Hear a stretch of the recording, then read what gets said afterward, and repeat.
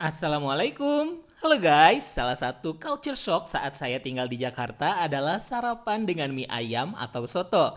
Nah, ada nih soto yang sama persis yang biasa saya makan waktu di Jakarta. Kuahnya tuh terbilang bening, bukan yang bersantan seperti soto Sunda atau pakai kuah susu seperti soto Betawi.